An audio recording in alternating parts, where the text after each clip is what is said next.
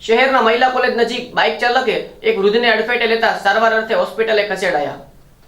ભાવનગર શહેરના મહિલા કોલેજ નજીક સગીર વયના બાઇક ચાલકે વૃદ્ધને અડફેટે લીધા હતા, જેમાં વૃદ્ધ અને બાઇક ચાલક બંને ઇજાગ્રસ્ત થયા હતા ને લોકોના ટોળે એકઠા થયા હતા। ઇજાગ્રસ્ત વૃદ્ધને 108 મારફતે સિવિલ હોસ્પિટલ ખાતે ખસેડવામાં આવ્યા હતા। નાની ઉંમરના બાળકોને માતા પિતા વાહન સોંપીને પોતાના બાળકો સાથે અન્યના પણ જીવ જોખમમાં મૂકે છે।